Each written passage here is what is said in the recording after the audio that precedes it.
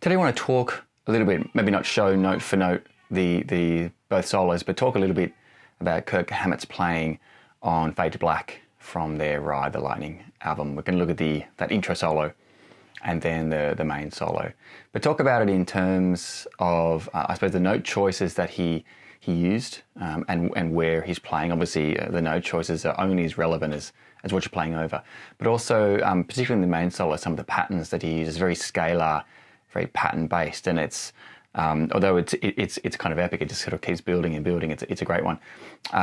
It's maybe more accessible if you're getting into some faster guitar playing, and it's a great solo. It's some great playing.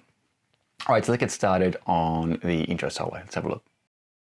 All right, we're above standard tuning, so it's not exactly A440 or standard tuning. It's about sort of 23 cents higher in pitch, just enough to be annoyingly out of tune if you're playing along with it. I don't know whether it's the master tapes or whatever on the version that I had, or they actually tuned up on the day that they cut it, but you're going to want to be tuned slightly higher. In terms of the keys, then you're looking at B minor. Now, B minor, it's B natural minor for the most part, or B Aeolian mode. I say Aeolian mode because he also brings in a C natural in the main solo in particular, and that comes from B Phrygian mode. So the only difference between B Phrygian and B Aeolian is the C or the C sharp, and he uses both. He does a little bit of this, I think it was in Unforgiven, we looked at that before, but where he'll sort of blend either the flat six and the natural six, or in this case the major second and the minor second.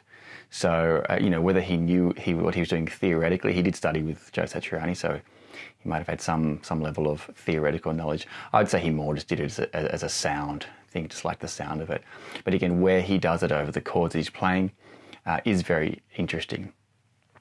Okay, so that first solo, let's have a look at some of the interesting pieces of that intro solo.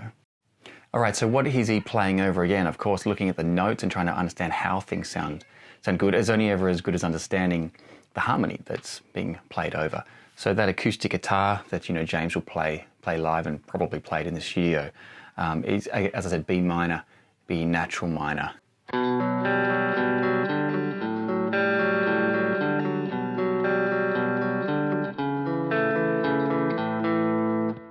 so if you look at the notes there, B power chord, B, 1, 5, and then the open G string gives it that flat 6. So straight away, it's that natural minor, that Aeolian sound, that flat 6, okay? Brings in the minor third. Again, that's really articulating B minor. But then the second chord, I suppose, is really A. Okay? It's A, F sharp, G.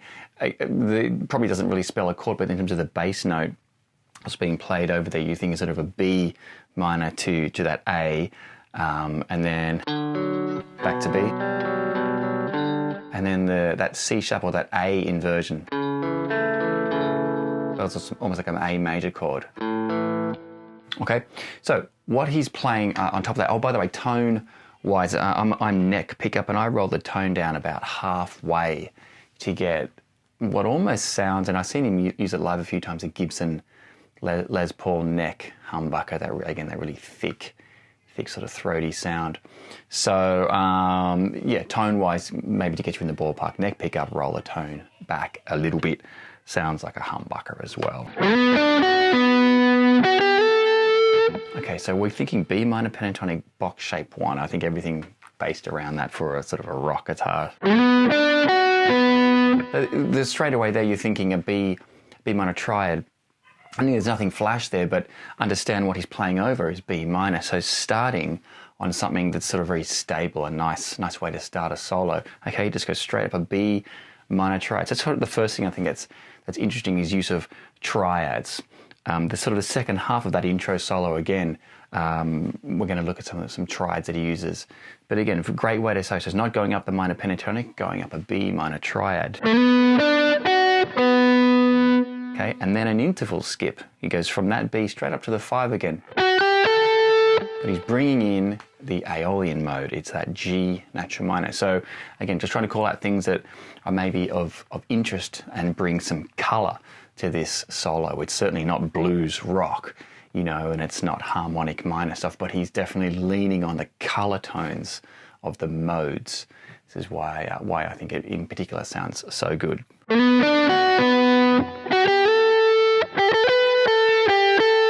Okay, just going up, again, B natural minor.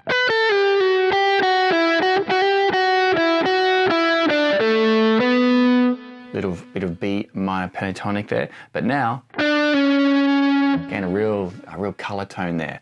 Pulls off the minor third to the 9. Same thing there from the flat 6 to the 5. Okay? Okay, now the second part. Again, this use of triads. Okay?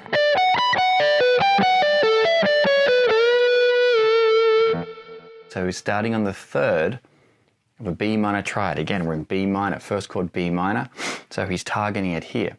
But he's using triads or, arpeggios. Nice stretch there.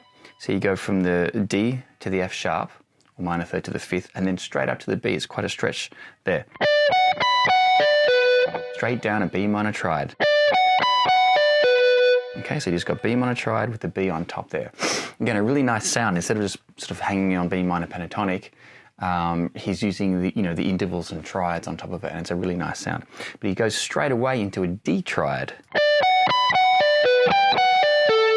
from that flat 6. Again, really nice sound. Triads are really interesting to use, particularly the 3 major triads over that minor 6 chord or anywhere else in a solo. So that 1, 4, 5, those major chords that you find in any major scale, trying those as triads in a solo is really interesting. Okay, down the scale, does a bend up and finishes on that flat 7, that A, okay? Okay. And that part there is very tasty, okay? Just going up the minor scale. And you're on C sharp, second.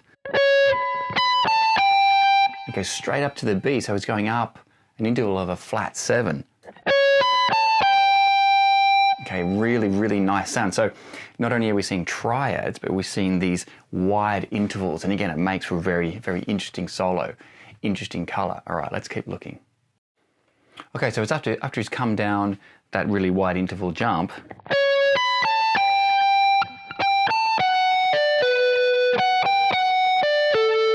He's using those triads that he used before, the B minor triad and the D triad with that G. That flat six gives it that natural minor, that Aeolian mode sound.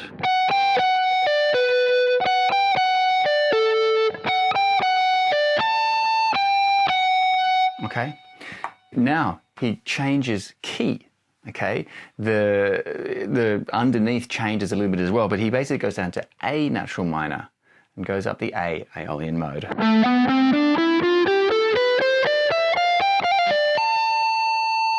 And that note that he ends on is an A, and the verse rhythm guitar is an A. So again, we're talking chord tones here. So that's some interesting things in the intro solo. Let's jump to the main solo where there is lots of scalar runs and pattern runs that he does. Let's have a look. Okay, so don't forget we're playing over that really nice sort of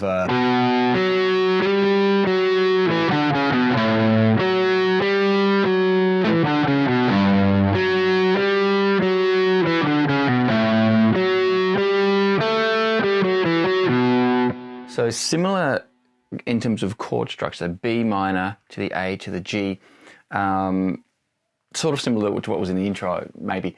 But the point is, there's B Aeolian, so we're back in that B natural minor. But don't forget what I said at the beginning.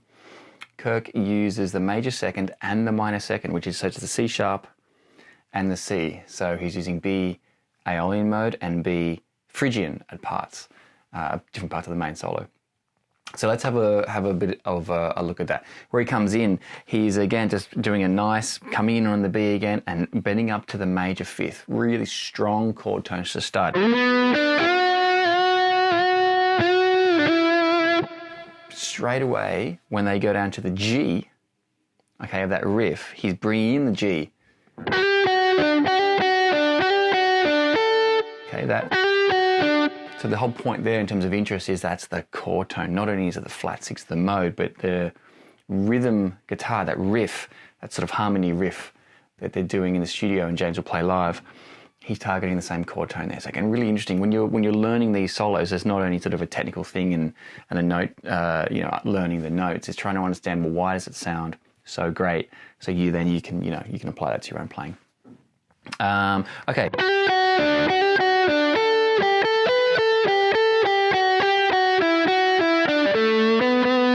Then now sort of little bluesy.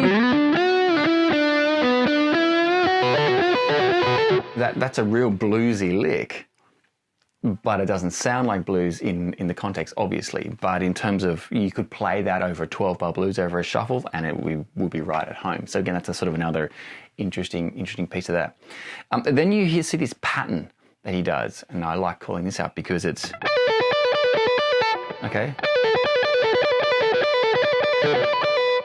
So what he's doing there, just B minor pentatonics, the top of a B minor pentatonic scale. Pull off the high 10 to 7. Pick 10 on the B and back up. Then hammer off twice, picking the 10 each time.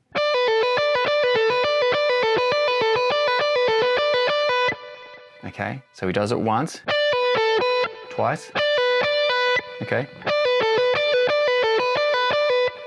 So once, then twice, then twice, then once, in terms of the pull-offs.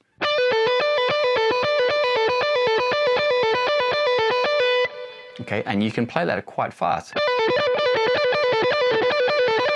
And your right hand, you're not alternate picking everything. It's because it's using the pull-offs. So in terms of a pattern, it's a good one to get under your fingers, without having to alternate pick everything. Okay, then he,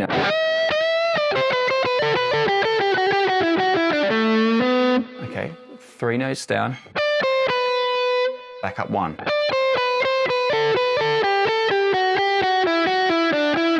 Okay, so again, it's a pattern there. It's a scalar pattern. Doesn't sound like he's practicing a scale though. It's quite musical, But in terms of getting something that's sort of quick under your fingers, it's a good one. Okay. Okay. Now he does that scalar run again.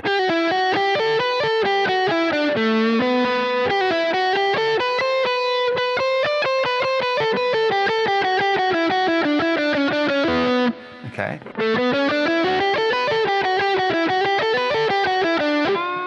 Okay, so that is all just B Aeolian mode, but it's very pattern-based. Note where he starts.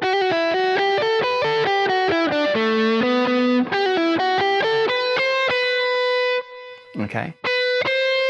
C. There's your B Phrygian. Doesn't sound weird. Phrygian often has a sort of a very exotic sound, but he's brought in the C natural and he's playing the C sharp, and you don't really hear anything different. He blends them so well, okay?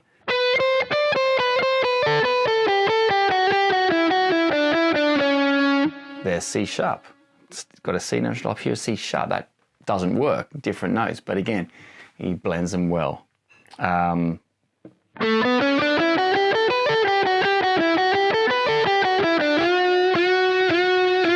then you bring in a bend. So he's got these really scalar runs, these pattern-based runs, down 3, up 1, down 3, up 1, repeating.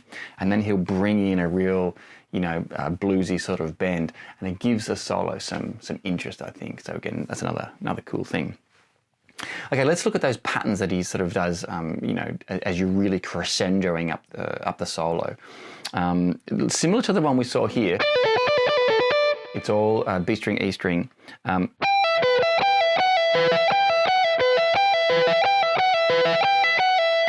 Okay, same sort of idea, pulling off 15 to 12, 14 to 12, alternating with a 12 on the B string. Okay, and then he moves up to 17, 14, 15. Now those two are different patterns. Together, they give you a different rhythmic feel, okay?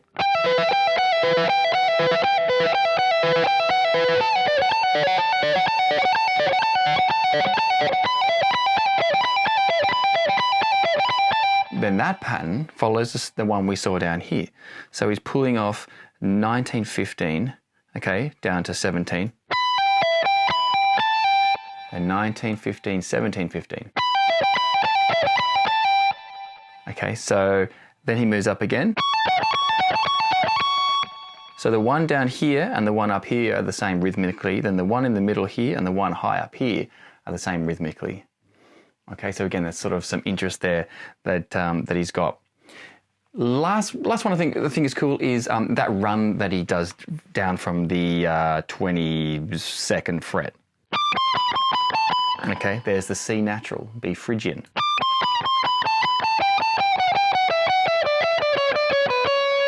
Then there's C sharp here, again mixing Phrygian and Aeolian. Okay, so it's going down 3 and then move your finger down and keep going down the scale.